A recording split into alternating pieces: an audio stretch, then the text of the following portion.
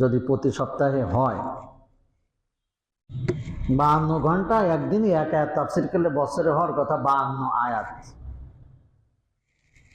52 থেকে 104 আয়াতই হলো, কোরআনে 6000-এর উপরে আয়াত। এই জন্য আমাদের যখন যতটুকু আসে আমাদের করার স্বার্থে সেটুকু যদি আমরা করতে পারি, এটা আমাদের সফলতা। পূর্ণ কোরআন রাসূল সাল্লাল্লাহু আলাইহি ওয়াসাল্লামের যুগে একবারে নাজিল হয় নাই। তো আমাদের ক্ষেত্রে আমরা পুরো কোরআন একসাথে শিখিও না, পাইও না, পারিও না। একটা মাহফিলে গেলেন, একটা আয়াত সম্পর্কে তাফসীর হলো, তো রাসূলের যুগের সাথে মিলে ধরে নেবেন। সাহাবায়ে কেরামের সময় এক আয়াত আসতো, এক আয়াত নাজিল হতো, ওটা বুঝতেন, আমল করা শুরু করতেন। এইভাবে যদি বছরের এক একটা মাহফিল থেকে এক একটা আমলও কেউ নিত, তাহলে কারোর বয়স 30 বছর হলে 30টা নতুন আমল তার ভিতরে পাওয়া যেত।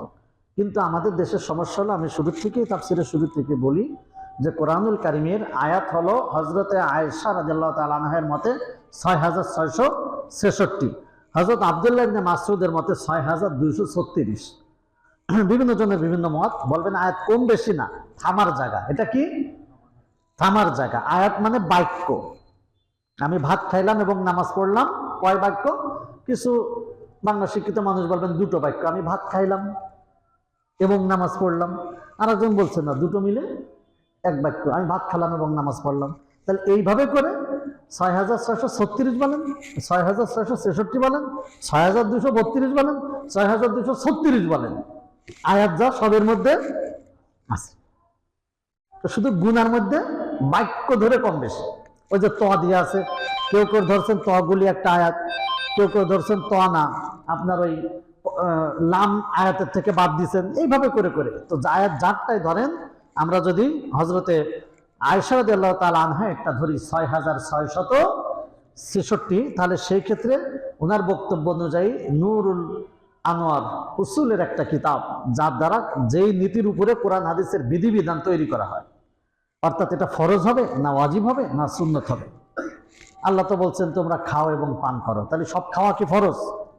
আল্লাহ বলছেন যা আমি হালাল করেছি তা তোমরা খাও। আমি তো বহুত হালাল জিনিস এখনো খাইনি, তাহলে কি আমার কবিরা গুনাহ হবে? তাহলে এই ক্ষেত্রে 6666 আয়াতের 1000 আয়াত, 1000 আয়াত জান্নাত সম্পর্কে, 1000 আয়াত জাহান্নাম সম্পর্কে, 1000 আয়াত এটা আল্লাহ রাব্বুল আলামিন বিভিন্ন দৃষ্টান্ত পেশ করছেন, মিসাল উদাহরণ দিয়েছেন। আর 1000 আয়াত বিভিন্ন নবী রাসূলদের ইতিহাস। 1000 আয়াত আল্লাহর আদেশ, 1000 আয়াত আল্লাহর নিষেধ। কয় হাজার হয়েছে? 6000 হয়েছে। আদেশ নিষেধ জান্নাত জাহান্নাম, আদেশ নিষেধ জান্নাত জাহান্নাম, আল্লাহর বড়ত্ব, আল্লাহর দৃষ্টান্ত। মানে আল্লাহর বড়ত্ব বুঝাইছে 1000 আয়াতে, আর 1000 আয়াতে আল্লাহ দৃষ্টান্ত দিয়েছেন। তোমাদের এত ক্ষমতা, একটা মাছির জাল মাথা বানাইতে বলো তো, এইভাবে আল্লাহ দৃষ্টান্ত দিয়েছেন, বিভিন্ন দৃষ্টান্ত দিয়েছেন। বাকি থাকলো 666টি আয়াত, 666টি আয়াত। এর মধ্যে 500 আয়াত, কয় আয়াত? আমাদের জীবন চলার পথের বিধিবিধান। তাও 500 না, 497। কত? ওই সব সংখ্যা মিলে মিলে আসছে, তো ওইভাবে বলে দেওয়া কত? 500। 497 ধরেন, 500 গেলে থাকবে 166।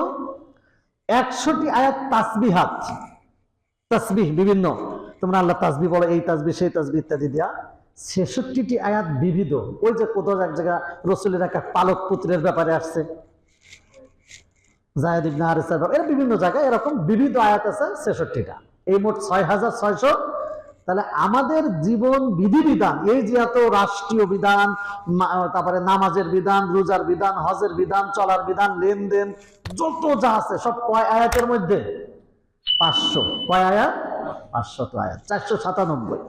তা আমাদের একটা বদ অভ্যাস হলো, আমরা যখন অন্য আয়াতের তাফসীরগুলি হয় যে আল্লাহর বড়ত্ব, আল্লাহ এই সৃষ্টি করছেন, তখন খুব ধ্যান ও খেয়ালের সাথে শুনে তাকবীর টাকবীর যা আছে সব দিয়ে টিয়ে, যখন আমরা জান্নাতের জাহান্নামের আয়াত শুনি যে সুদখোরের জন্য এই জাহান্নাম, ঘুষখোরের জন্য এই জাহান্নাম, তখন সুদখোর ঘুষখোর যা আছে ধুয়ে টিয়ে দিয়ে মোটামুটি একেবারে ময়দান গরম করে দিয়ে চলে আসি। কিন্তু মূলত যখন বিধিবিধানের আয়াতগুলি কোনো আলেম আলোচনা করেন, তো 50,000 টাকা দিয়ে হুজুর নিয়ে আইছি, আসে এরাম করে নামাজ পড়লে হবে, এরাম করে নামাজ পড়লে হবে না, এই করার জন্য।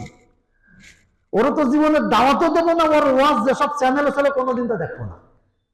কেন? উনি মাসলা মাসাইল বলছেন, উনি যে বিষয়গুলি আমাদের জন্য জরুরি সেই বিষয়গুলি বলছেন এই জন্য। কিন্তু ওই ইতিহাস আসমান জমিন সৃষ্টির রহস্য বলে না। এজন্য আমরা যে কাজটা করব সেটা হলো বিধিবিধানের আয়াত যখন আমাদের সামনে আসবে, যেমন আজকে আমরা একটা আলোচনা করলাম, এটা রসুলের যুগে সাহাবীরা যেমন করতেন, বিধিবিধানের আয়াত আসলে সাথে সাথে সেটাকে আমল করতেন। আমলের ক্ষেত্রে কেউ 100 করতেন, কেউ বাইরে উঠতেন না 90% করতেন, কেউ 80%। আমরা শুরু করব 100% না পারলাম 90% হোক, 80% হোক, তবুও তো আমলটা কি করা দরকার? শুরু করা দরকার। আল্লাহ রাব্বুল আলামিন আমাদের সকলকে কোরআনের তাফসীর থেকে আমাদের জীবনে পরিবর্তন হওয়ার তৌফিক দান করুক, আমিন।